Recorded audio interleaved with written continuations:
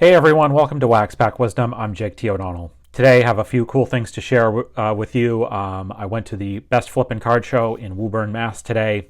Crazy show. I was only there for maybe about an hour, but just incredible foot traffic. The hobby is doing very well, folks. I don't know what else to say. Like, all of these card shows I go to in Boston the Boston area are just jammed with people, and that was the case today. I took a little bit of footage. You'll see a little bit at the end of my buddy Matt from Providence doing a deal, just a couple seconds of it. But I made a deal with Matt today myself. But I'll just show you the footage, and I'll come back and show you the pickups from today.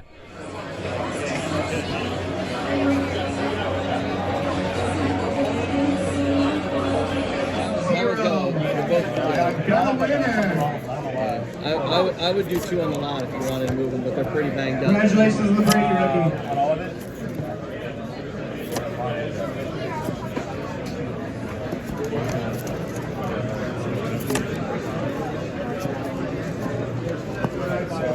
Yeah, no. All right, we are.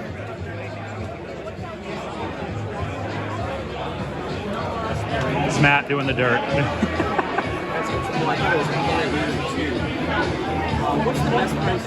Okay, as you can see, just like wall-to-wall people craziness, tons of... It's a great show for whatever you want. There's not a lot of vintage. Matt is usually the one big vintage guy at the show.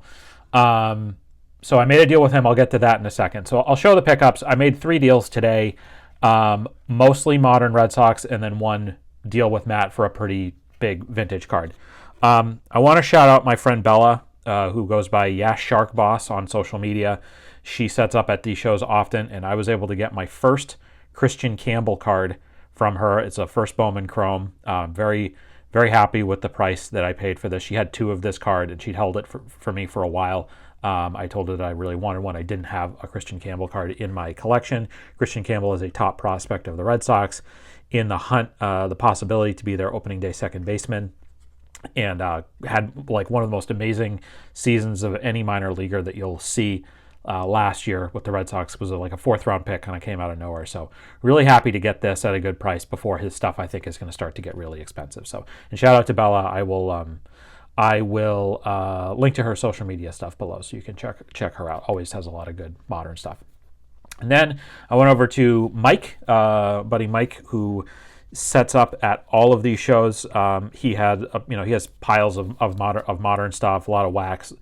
He at the Woburn show, he always sets up with like his a lot of like vintage commons or Hall of Famer stars and stuff too, like big rows of it. I've poured through that when I've done set builds and things like that in the past.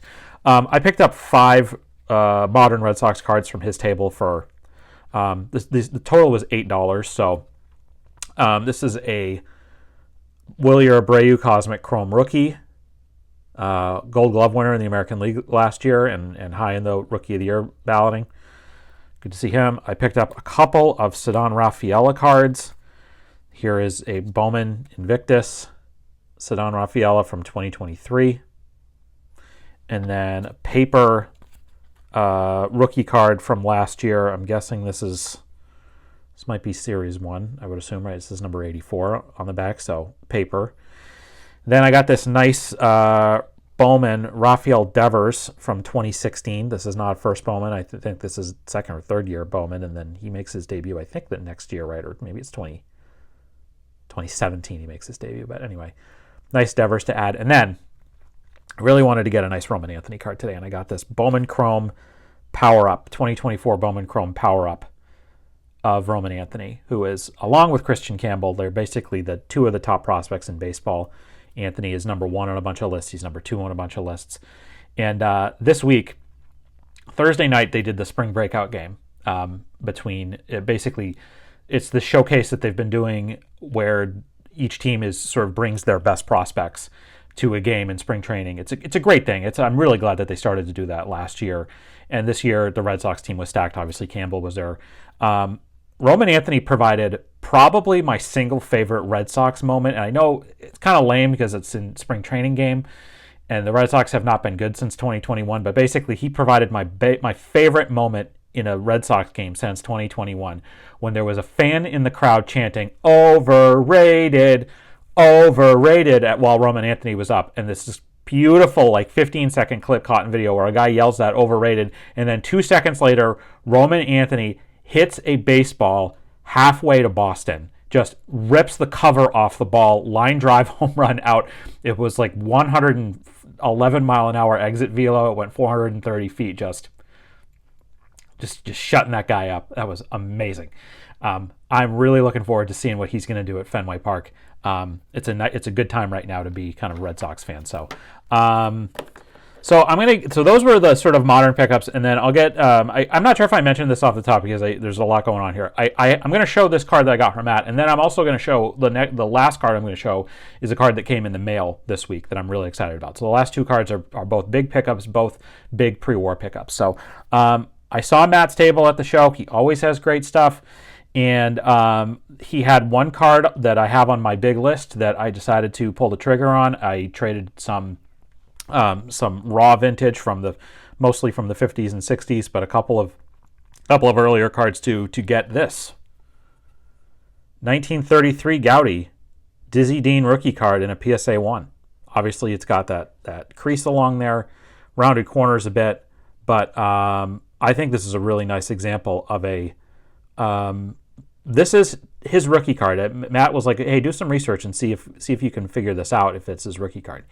Before 1933 Goudey, there are a couple of regional like photo issues of Dizzy Dean, and I think there's one sort of pin.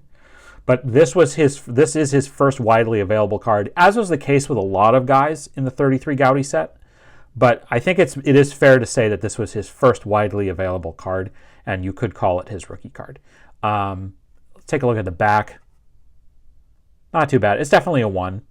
And as is the case with, my pre-war cards, I will probably just send this to SGC as is to cross over, because I don't think it's not going to get more than a 1. Great image of Dizzy Dean. Jerome Dizzy Dean, I'll read some of the stuff on the back, was named Dizzy several years ago because he made the White Sox that way, trying to bat against him. In his second year in the National League, he set a modern league strikeout record when he fanned 17 Cubs in a game on July 30th, 1933. Was strikeout king in the Texas League before he went up to the big league, pitching for Houston in 1931. He's a right-hander, 22 years old, 6 feet 3 inches, weighs 185 pounds. The Cardinals signed him in the fall of 1929 and farmed him out for more experience. In 1932, he won 18 games and lost 15 for St. Louis. So he is the ace of this incredible era for the Cardinals. The next year after this, 1934, the Gas House Gang, a group of characters, and he was the lead character, and they won the World Series that year. They have a few more good years after that. Dean does not have a long career, and he doesn't have a lot of cards. There's this. He has a 34 Goudey. He has a batter up. He's definitely in, I think, the 36 Goudey set, and like the Worldwide Gum and a few of the sets leading into kind of the early 40s. And then, his career drops off. He becomes a broadcaster later on, and he is this sort of country fried guy who just, has all these maxims and sayings and stuff. And again, he spends years as a broadcaster. And, I think you can get this card autographed. Like there are, I believe, autographed versions of this card out there. But this was on my list because Dizzy Dean is an amazing, was one of the great pitchers of his era. I wanted either this or the 34 Goudey, so I'm happy to come home with this. Like I said, this was a trade plus cash deal with Matt for this. I traded, I think, probably like 10 raw vintage cards and cash to get this. So really happy with this. Like I said, I'll just cross this over to SGC in my next order. But very happy with this, and again, another great deal from Matt, and I'll link to his stuff below. Got the chance to talk to him for a little while today, and always enjoy my conversations with him. He will be at Shriners for folks if you're wondering. If you're coming to Boston, he is going to be there, and so great deal. So great time at the show today. Glad I went. So then let me show you guys the last card here, which is a card that I bought on eBay. And if you remember, a few weeks ago, in the last REA auction, I said that I was really after an E90-1 Home Run Baker card that was in an SGC 1.5. And it ended up going for, probably close to $1,000, which I thought was fine, but more than I wanted to spend on it. Well, I had my eye on another one, and I ended up making an offer on eBay, and I ended up getting it. So here is my 1909 to 1911 American Caramel Home Run Baker. Let me just try to see if I can get this to actually focus a little bit more on the card as opposed to me. But I love the color and I love the registration. Like it has this sort of small crease in here somewhere that you can kind of see if I can get it. But just an amazing image of Home Run Baker, an amazing card. Take a look at the back. The backs on these cards, I've mentioned this before. It might be my favorite card back of any pre-war set. They're just so cool. Baseball caramels with the glove and bats and ball. Philadelphia, Pennsylvania, of course. Home Run Baker made his name with the A's. He's a member of the $100,000 infield with Eddie Collins, Stuffy McInnes, and somebody will say in the comments who the shortstop was, because I don't remember offhand. That's bad of me that I don't remember. But Home Run Baker, Frank Baker, of course, his name is from Maryland originally. He earns the nickname Home Run Baker because in the World Series in 1911, I believe, he hits home runs off of Rube Marquard and Christy Mathewson. And then he leads the American League in home runs 4 years in a row. I think it's 1911, 1912, 1913, I think it's that stretch. I should do more research before I come on this. And he ends up leading the league in home runs all those years, but I believe he never hits more than 12 in a season. But he was still Home Run Baker because that's, great left-handed hitter, great member of those teams. He's in a contract dispute with the A's. He misses a full season, and they sell his contract to the Yankees. But and he is there for a bunch of years. I used to have a strip card from one of his last years with the Yankees. I sold that recently. That helped pay for the Grover Cleveland Alexander card that I got in that auction because I knew that I wanted to get this card. So I have now 3 cards from this set, and they're all Hall of Fame A's. I have Baker, I have Eddie Collins, and I have Eddie Plank. And they're 3 of my favorite cards in my whole PC. And yeah, so, in the Hall of Fame as a third baseman, it took him a while to get in. It was a Veterans Committee vote late in his life. Finally got in. So Home Run Baker here. And then this is the great thing about baseball, the continuum, is that I've got a guy that hit my favorite home run recently, 2025. And then here's a guy who made the home run popular in the early 1910s, over 100 years ago. That's the continuum of baseball. And we can share that continuum and appreciate that history through the cards we love. And that's what we love to celebrate here at Wax Pack Wisdom. So that is it for me today. A few things.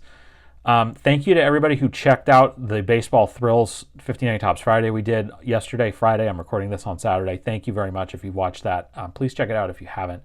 Was really happy with how it came out. I got a lot of great feedback.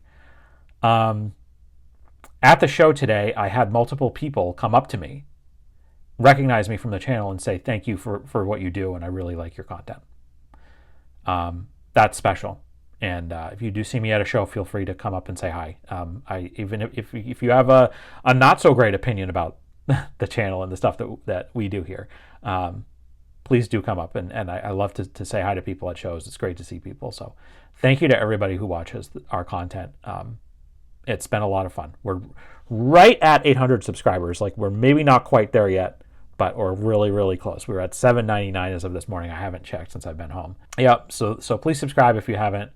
Last thing is I'm expecting to get the SGC order that I sent out early in February back today. It took like 5 weeks for it to come back, which is kind of a while. I'll get into that when I do the video. But that's going to be a Celtics heavy video because I'm getting 3 of the 5 cards that are coming back are from the 61-62 Fleer Celtics run. So I'm going to record that video probably today, but I'm going to post it on Monday because Monday is St. Patrick's Day. So works out perfectly for me. So that's going to do it for this edition of Wax Pack Wisdom. Tell me what you thought of these cards, of these pickups. Let me know if you have a story about one of these guys. If I got some facts wrong about Dizzy Dean or Home Run Baker, please correct me. I would appreciate being corrected, and I'll probably go right in the comments and post who the shortstop was on the $100,000 infield because I don't remember. Where is it? It's in there somewhere. I don't know. Please subscribe if you haven't. Check out our ComC store. We got some cool stuff in there. Please check out where to follow us on all social media channels, as well as a list of favorite nonprofits and charities. We'd really appreciate that if you could check those out. So thanks very much for watching, and we will see you next time on Wax Pack Wisdom. On Monday, most likely. Take care.